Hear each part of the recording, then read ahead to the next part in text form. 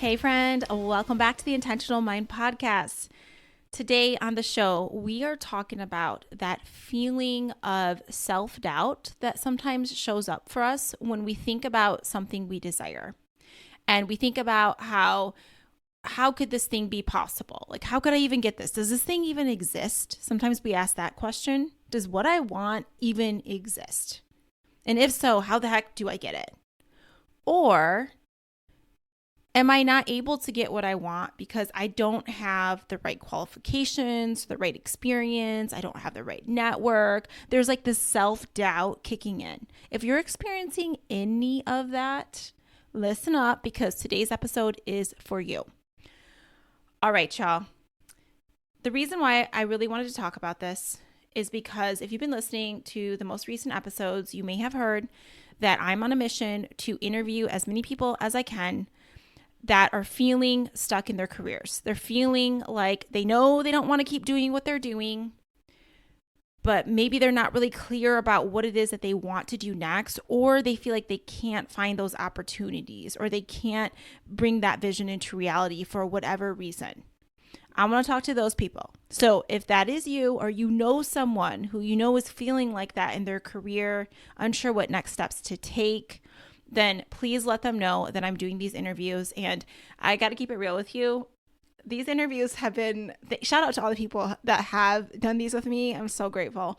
But man, they've been really difficult for me because on one end, I'm trying to get information to help me design my next career transition program to best serve people. Like I really want to know, what are you really struggling with so I can tailor the content to really help that person, provide the best examples, the best scripts, the best energy, helping stuff, all of that. And with that said, so my mission is to get this information, right? But then when I'm on these calls, I'm like, oh my goodness, like I just want to help you so bad. It hurts me inside. Like I want to help you right now. And then like as they're talking and they're sharing things that, you know, the doubts that are there and they don't know how they could get the next thing that they desire. And I'm like, oh my gosh, like I see all this goodness in you. I know I could help you right freaking now. And even I just want to validate and be like, yep, everybody feels that way. And like, this is, you could really create something awesome here based on your experience, based on everything I'm learning from you just in this conversation. So I get so hyped and excited. And then sometimes I find myself during these calls just wanting to like give information and help. And then I'm like, wait a second, Ange, don't forget to get the information that you also need to help with your program. So that's how I've been feeling through this, just keeping it real. But my intention is to also provide an exchange of something helpful, you know? So what does that look like? Recently, I just ended up sending someone a whole list of opportunities that were more aligned with where she wanted to go, like to give her better ideas to hone in on her search. Another person, I just sent them an exact script thing of what to say because they were in the process of reaching out and trying to grow the network. So I'm trying to find ways to be helpful as well. So again, I'm not trying to sell anything on these calls. I'm really not. I don't have it yet to sell. Okay. Because I want to create this program. So I don't want anyone to be afraid of that. Like, oh, you're just going to like try to sell me something. I'm not. I just really would love to get your insights to help me show up and do my work in the best way. So if you know anyone, which I know you do, even if it's not you, please let them know. They can shoot me an email at angembarnard@gmail.com. All my emails end up coming back to this Gmail account. So I just say you can just go straight to this one. I'll put the details in the detail section of this episode. So go ahead and reach out and then I'll send my latest calendar so that you can just pick a time that works best to chat. All right, story time. This is a story about me feeling like I was doubting that the thing I desire could be possible for me. And as I tell you this story, I want you to think about that area of your life where you feel that doubt in. And I want you to think about how you're showing up through that. Are you coming from a resourceful place? What are you choosing to believe? What are you choosing to do with your energy through that? Okay? So the situation is, I found out that my son's sitter is going to be having 2 grandbabies about the same time, which is a huge blessing, and I'm so happy for the family. And what that means is that she will no longer be able to watch my son because she's got these newborns to help care for. And I love and value this like intentional care that has been provided. And as soon as I found that out, I got really nervous and I was like, oh, what am I going to do? And I started like freaking out about it in my mind, because when I started putting feelers out there to see, like, could I find someone in the community and start talking to people, I started hearing a lot of people tell me that, yeah, this is a common struggle. It's hard to find childcare here. And it was just like, they kept talking about how hard it was. Yeah, good luck with that. I mean, so-and-so tried. They can't find someone, so-and-so, and this person, that person. Then they end up having to put their kid in this situation where there's like 20 other kids and very little adults there. And it's just like, yep, it's kind of crazy chaos. I'm like, definitely not doing that. But then it got me worried. It started making me doubt more. It started making me think that, okay, well, then maybe it can't be possible for me. Now, I want to pause right there in the story, because I want you to think about your situation. Sometimes our doubt shows up based on what we see happening for other people. And we're like, oh, it doesn't happen for them. How's it going to happen for me? Or other people actually say that. Yes, they have their own experience about it and they give advice about it. And this is where I want to remind you that you got to decide what is true for you. You got to decide. And you got to remember that. And when I say when you got to decide what is true for you, you got to decide what to accept as truth, that this is how it is. Because I just want to remind you, nothing is like clear around like, this is exactly how it is. It can't be any other way. No, there can be another way. In fact, the reason why they're telling you this is because this is what has happened based on their own experience, based on the things that they have chosen to do, or the person they're telling you about has chosen to do. Okay, so if you decided to choose to do a different thing, you would have a different experience. Maybe that person wasn't as resourceful as you could be. Maybe that person wouldn't be as divinely led as you would be, So there's other factors to think about here. But I found myself feeling like that. I'm like, oh yeah, well, people say that. It's probably, like, how is it going to happen for me? And then I shifted my mindset. And the way I shifted my mindset was I thought about other times in my life where I felt doubt and I didn't know how things were going to be possible for me. I didn't see a way. And I remember these stories about how God moved through that. And it's like, dang, like he made this thing become a reality better and beyond what I could even imagine, made a way when there was no way. So I have to remind myself of that. Now, what has always gotten me there, like I noticed the doubt showing up for myself. And I'm like, I don't want to continue riding this wave of energy. Why? Because this doubtful energy causes me actually not to want to do anything. Because when you feel like something couldn't be possible for you, do you want to take action? Absolutely not. You don't. When you're confused about a way, that's catabolic energy, your confusion, you don't know what to do, you don't take any action. Now, it's because the catabolic energy is running high. And from that energetic place, you usually don't create amazing things. There's a shift that needs to happen. I'm actually delivering a keynote talk about the specific process that I use. And there's a whole step, like 4-step method that I suggest. And it's called GCAT, like Gangsta Cat. Okay, this is going to be how you're going to remember this. I'm going to touch on it just a little bit in this episode. But in a nutshell, the G stands for generating anabolic energy. You got to get that energy shift happening.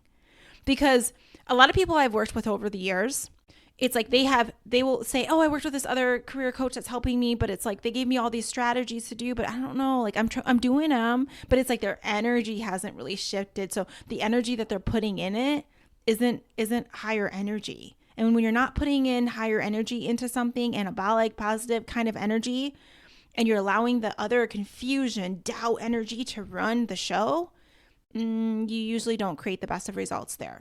So the energy shift has happened. So I say generate anabolic energy. This could go back to the basics of caring for yourself so that you show up and you feel good. Like let's just check real quick. Are you actually sleeping enough? Are you drinking enough water? Are you eating healthy? Are you moving enough? Those basic things that can help shift the energy up. Because remember this, when you feel good, you think good things usually. Like you approach situations differently. Yesterday, I was so exhausted. I hated the world, not gonna lie, because I was just so tired. And I had stayed up late talking to one of my friends about this hard time that she was going through. And then I was I was helping people with their different hard times, and I was just pouring into them. I'm so glad I get to be that person to help other people in that way, but I was just tired, and I was also going through a really hard time myself.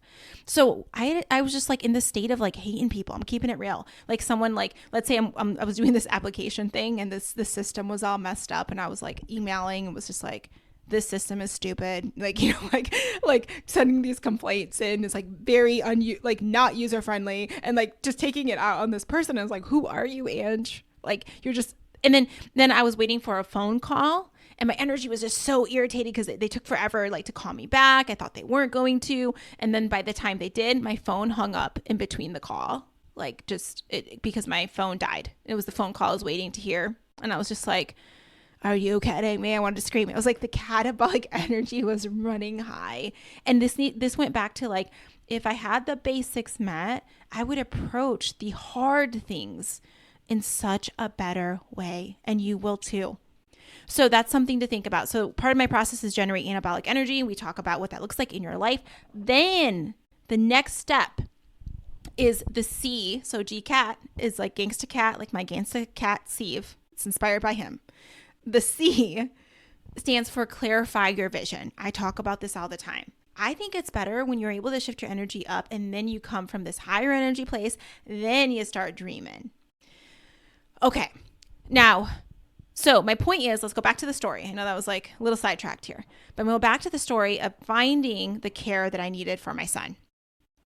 So I thought about past times in my life around the doubt showed up. What did I do in that situation? And what has always served me was I clarified my vision. I got really clear about what I wanted next for my life, even if I didn't believe it was possible. Even if I didn't believe that. I'm going to keep it real. Every vision that I create, I don't always start in this place of like, this could totally happen for me. Like, I'm so confident. Most of the time I'm like, I have no idea how this could even happen, but I'm going to put it out there. I have a mustard seed size bit of faith, and that's about it. So that's how I often start it. So what I did in this situation, I was like, Ange, you're already freaking out. And my husband will call me out on this. He'll be like, I feel like you're acting like you're already giving up. Like, what have you even tried? And I'm like, well, people say that, it's like, blah, blah. And then I'm like, but yeah, you're right. I haven't tried anything. I actually haven't even tried. So how can I even say like, I'm not going to find anyone, So I stopped and I was like, I'm going to clarify my vision. I'm going to write down exactly what I would be looking for in a person to care for my son. Exactly. And I wrote down things that I was like, yep, clearly that's not possible. Like, I wrote down things like Spanish speaking.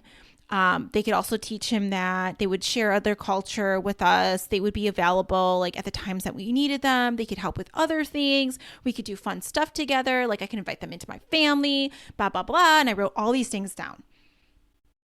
And then my mind was like, yeah, I don't know how you're going to find that because of where you live, the rural environment. Yep, you're going to find a nanny that's bilingual, and no one can find a nanny here, period. And then you're going to find this kind of like, right. All these thoughts were coming up like in my mind. The doubt was kicking in. I see this all the time. I see it in my life. I see it with my clients. When we clarify that vision, I don't know. And this is where your faith comes in. This is where you have to believe that God can create anything. And it's not all up to you. Stop acting like it's all up to you. It gets stressful when you try to take that on.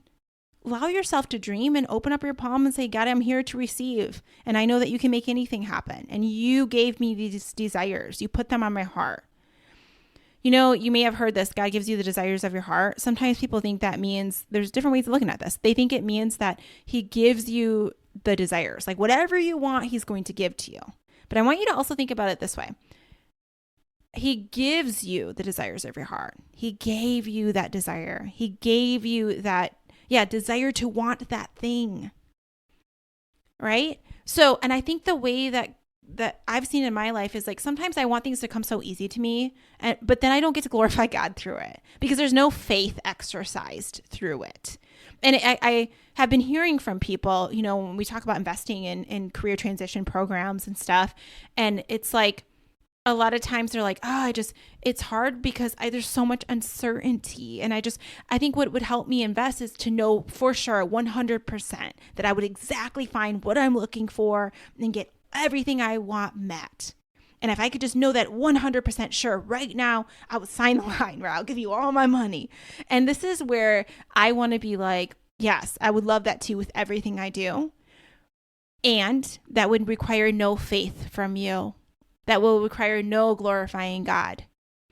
Right? What's cool is when we have these really cool stories where we're like, wow, we didn't see that coming. Those are my favorite things to talk about with clients where we're like, what? We're jumping up and down. We're like, this random person you ran into somehow had this opportunity or led to all this extra things for your business. Like, because you put this vision out there and then you've been keeping your energy high and you've been like taking action. And then it's like, we have these fun stories to share.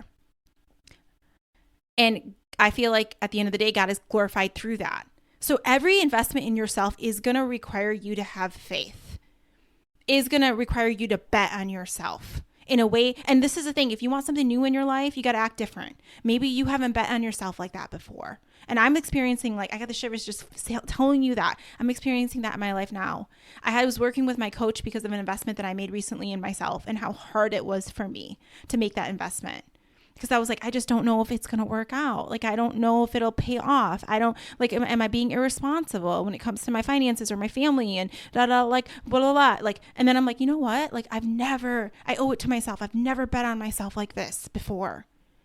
I never practiced my faith like this before, you know? So that really helped me. That was a little side tangent. Let's go back to the story. We're learning as I'm telling you this story.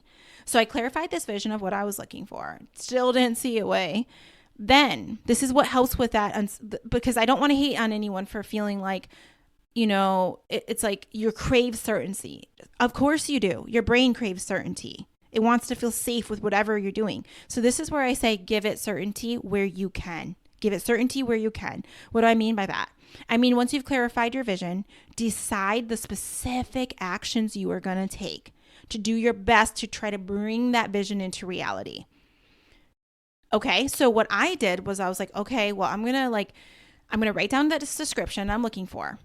I'm going to share it with as many people as I can. And I had a list. I'm like, I'm going to go to the coffee shops and talk to the girls at the coffee shops. I'm going to go to the library. I'm going to go to these other organizations. I'm going to start spreading the word this way. I'm going to post it in this. Like, I had a whole list of things I was going to do, action, specific plan that I was going to take. And then one day I'm like still praying about this vision. I'm sitting there and it like popped in my mind and I was like, au pair. I could get an au pair. Like, could I? I remember someone talking about this. And an au pair, if you're not familiar, an au pair is a nanny service where someone comes from another country and comes to in exchange for the cultural experience, and then they get paid. And there's all these other rules and qualifications because you have to follow the Department of whatever's guidelines. So I like the fact that it's structured. I really like that. And it protects the people because, you know, some people you could get someone in a situation where they're with these evil people and it's a bad situation. So I'm glad there is all this oversight and these guidelines around it.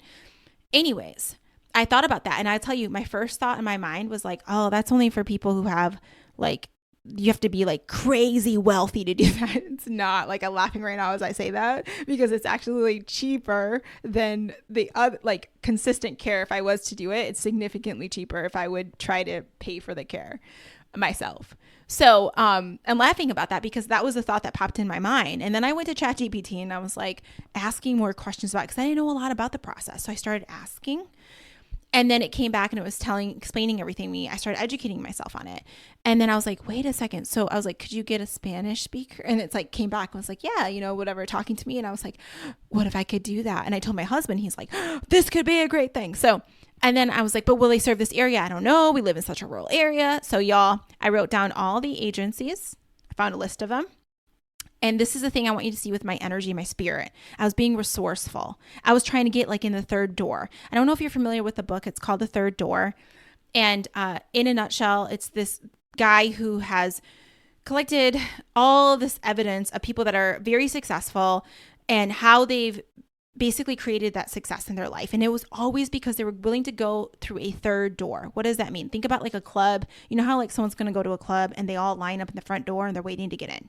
And then there might be like a side door. That's like the VIP door. And then there's a third door. So the concept here is just thinking about the fact that there is a third door. You try to find the third door to get into. That's what very successful people do. And there's like Lady Gaga story. There's, I forget who else is in stories in the book, but it's really interesting because it got me thinking about how most people will just like stand in line in the front door. They'll just wait in that long line to get in. Well, these people, they're like, is there a third door? Because I'm going to find one. I'm going to find a third door.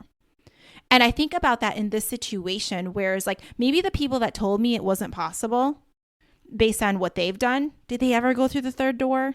Because you know what my clients do? They always go through the third door. We find third doors. In fact, we make windows too.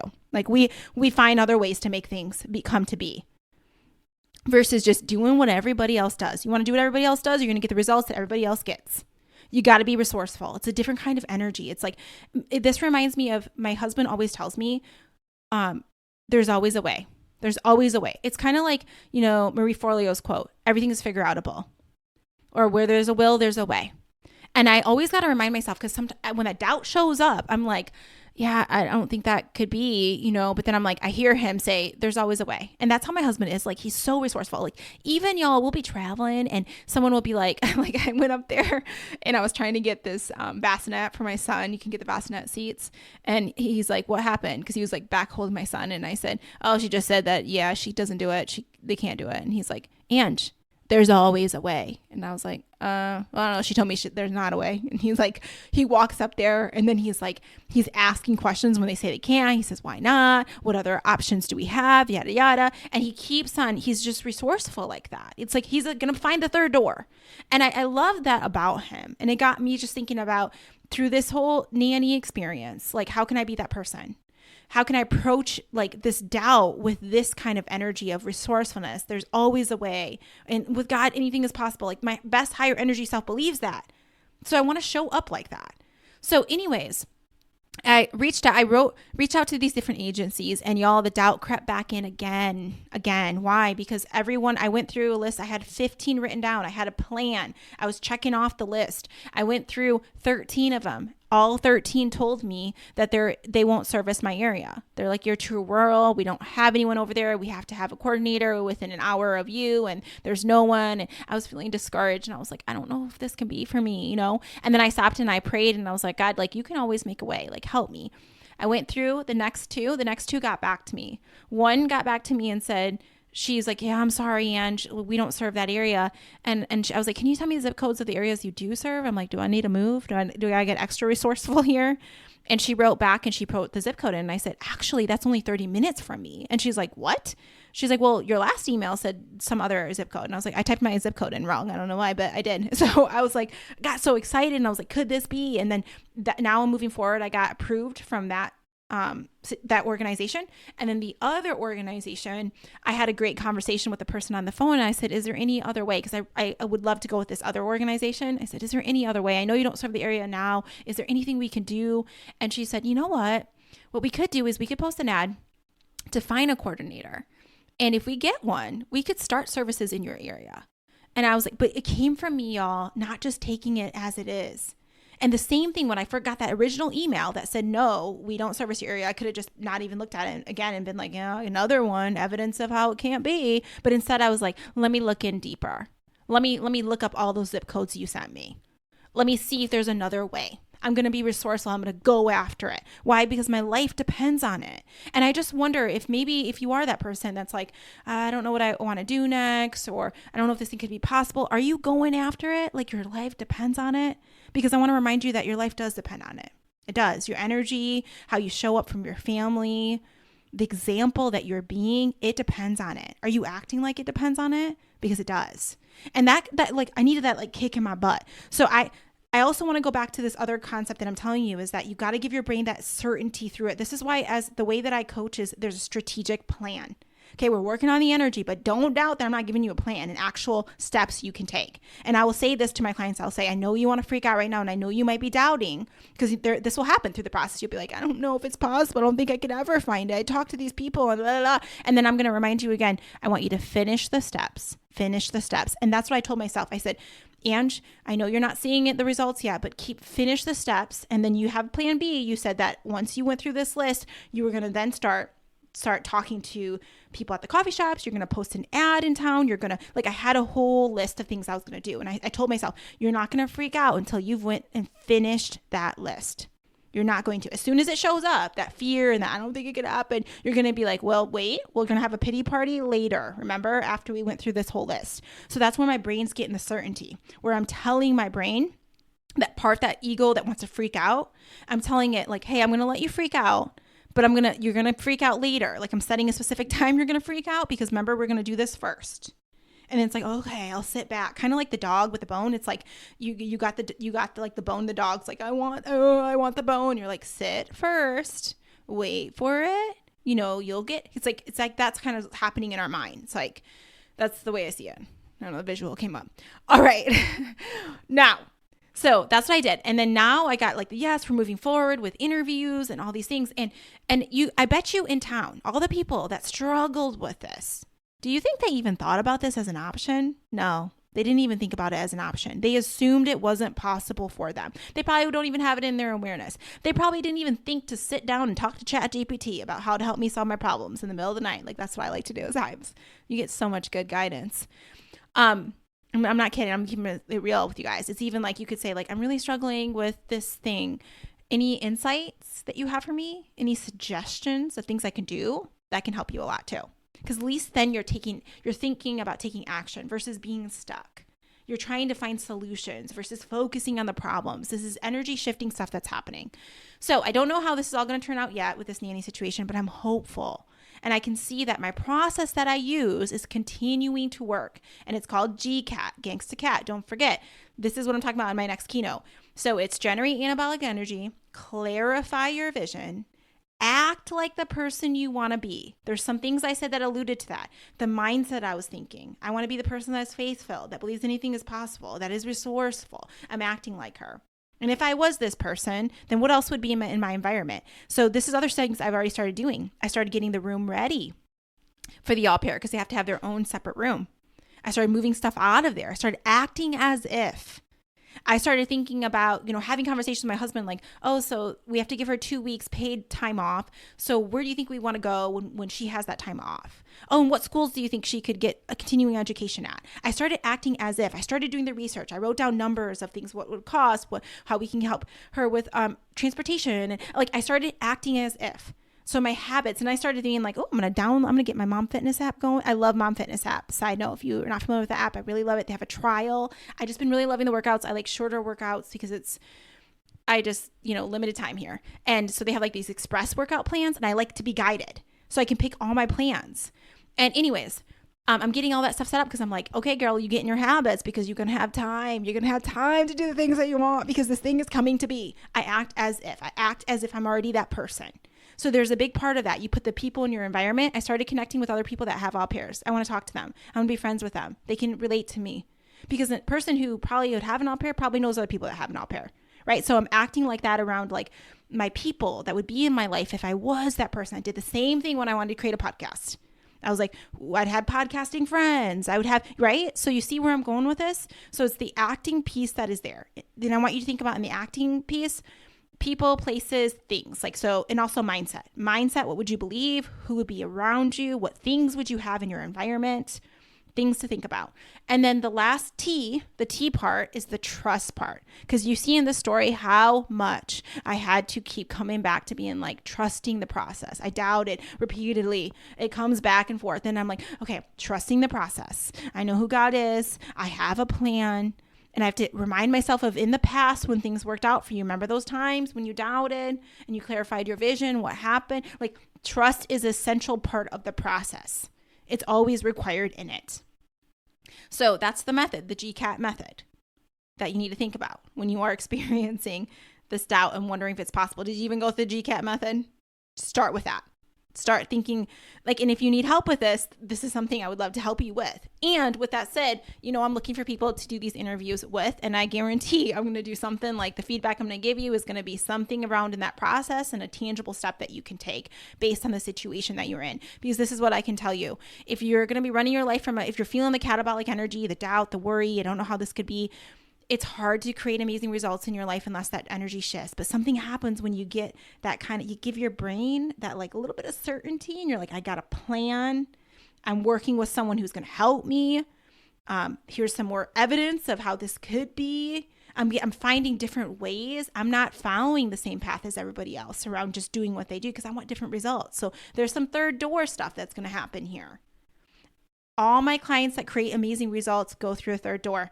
So another example of this, when we wanted to live in our dream place in South Carolina, I've shared this story before.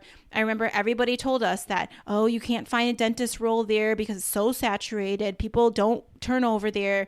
I remember they told us that we couldn't find a place to live because it's cost a lot, and no way are you going to find a place within your budget downtown where you want to be. That can't happen.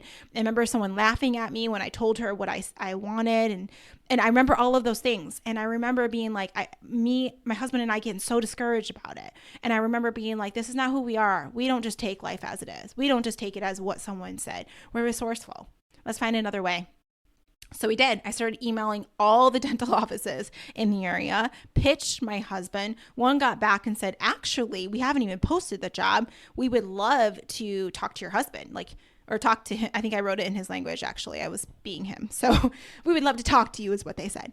So they ended up giving him an opportunity.